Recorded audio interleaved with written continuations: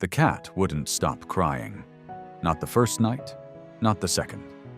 By the third morning, the staff at Millbrook Animal Clinic had started taking turns sitting outside her kennel just to break up the sound. It didn't help much. Caramel, that was the name on her tag, would pause, glance at whoever had come, and then turn back to the wall and start again. A small brass bell hung from her collar and caught the light every time she moved, so every sob came with a little chime. Cole Merritt had dropped her off on a Tuesday. His Uncle Russell had died 6 days earlier of heart failure at 63 years old. Cole had driven over to help his mother, Donna, sort through the house and hadn't expected to leave with a cat. But Caramel had been sitting in the middle of Russell's kitchen like she was waiting for someone to make a decision, and Cole hadn't been able to leave her there. His apartment didn't allow pets. So Millbrook it was. Joelle Vance, the senior technician, processed the intake. Female cat, roughly 7 years old, good physical health. Well-fed, coat clean. The kind of cat that had been looked after carefully for a long time. She noted the collar, brown leather worn soft with age, a brass bell on a tiny loop, and an oval tag with caramel on one side and a phone number on the other. She meant to remove it the first day. Shelter policy. But Caramel made it complicated, not by scratching, but by pressing herself flat whenever Joelle reached for it, eyes wide, like the collar was the last thing she had. So Joelle left it. On the fourth day, she sat with Caramel until the cat climbed into her lap and settled, then slowly unclipped the collar. Caramel tensed but didn't run. Joelle turned the tag over under the kennel light. The bell chimed once. She read the back. Then she read it again. "Dear Isabella, I never stopped loving you." She sat very still. Then she picked up the phone and called Cole. He called back that evening, voice quieter than before, careful in the way people get when something has landed harder than expected. His mother, Donna, had gone silent when he said the name.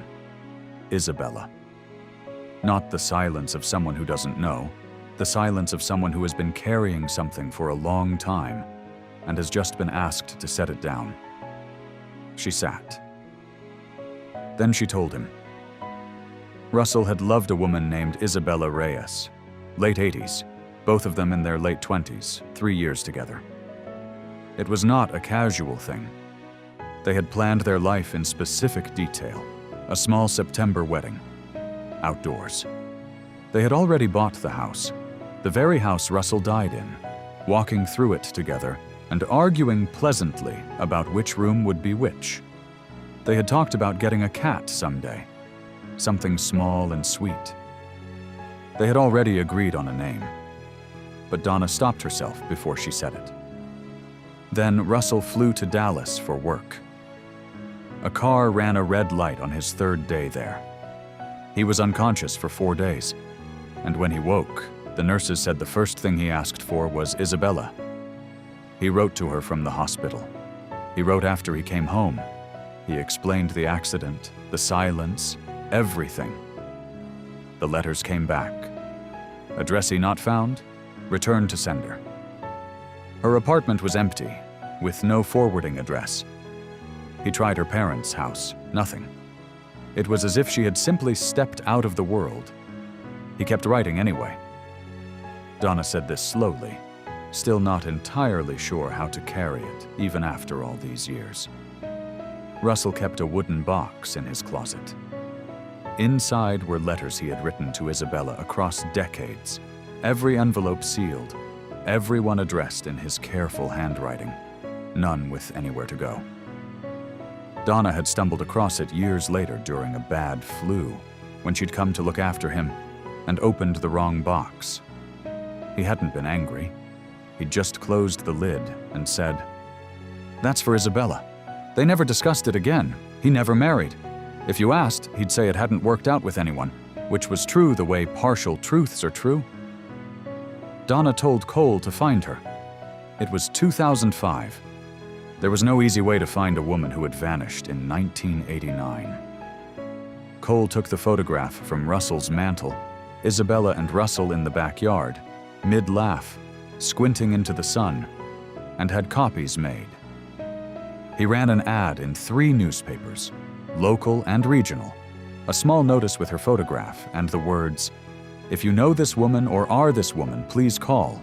It concerns someone who loved her." He felt slightly foolish writing that last line. He left it in because it was true. 4 weeks passed. Cole had nearly stopped checking the phone. Then one afternoon it rang.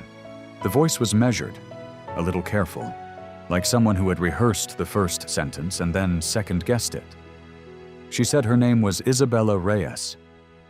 She said she had seen the ad in a newspaper left in the common room of the care facility, where she volunteered outside Toronto. She'd stood there for a long time before folding it and putting it in her pocket.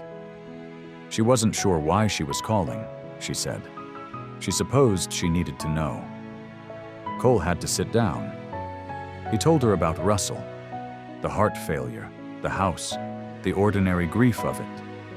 He heard her breath go unsteady and waited. Then he told her about the cat and read her what the caller said. And for a long moment there was nothing on the line at all. She came the following Friday. Cole picked her up from the airport. She was 58, small, dark-haired, going gray, composed in the way of someone who had practiced it over many years. She was quiet in the car. When Cole turned onto Russell's street, she leaned forward and looked at the house through the windshield, and didn't speak for a long time. Donna was waiting inside. The 2 women sat at Russell's kitchen table, and Caramel jumped up uninvited and settled between them as if she'd been placed there deliberately.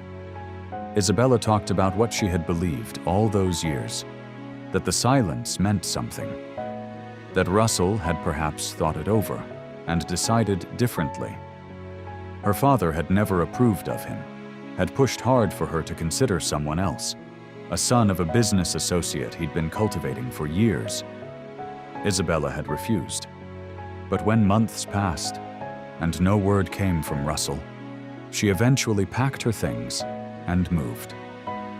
First to her cousins in Montreal, then Toronto, then the small house outside the city where she still lived. She had tried to build a life around the space he had left in it, and had done a reasonable job of it, mostly. Cole told her about the letters then. The box, the decades, the sealed envelopes still addressed to her in Russell's handwriting. Isabella looked at the table. She asked quietly whether Russell had still been at the same address. Cole said yes. The house hadn't changed. Isabella pressed her lips together. She had not moved for nearly 8 months after the accident. Someone, she said softly, must not have wanted those letters to reach her. She didn't say her father's name. She didn't need to. Donna put her hand over Isabella's, and neither of them spoke for a while. Later, Cole brought out the box and set it in front of her without a word. Isabella lifted the lid and took out the top letter and held it without opening it, her thumb moving slowly across Russell's handwriting on the envelope. Caramel climbed into her lap. The bell chimed once. Isabella looked down at her. Something moved across her face. Not quite a smile, not quite grief. Something that lived between the two.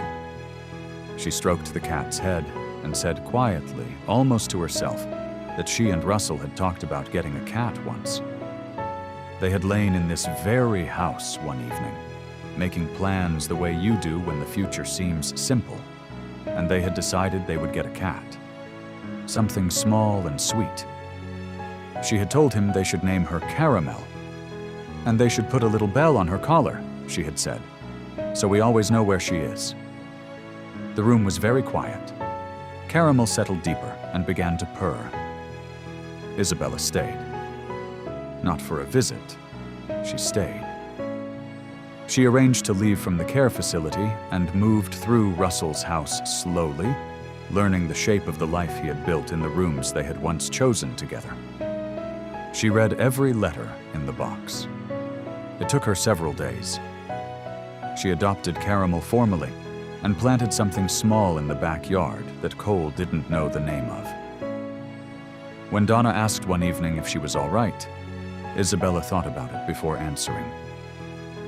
She said she was glad to know. All those years, she had half believed she had misjudged things, that maybe she hadn't mattered the way she thought.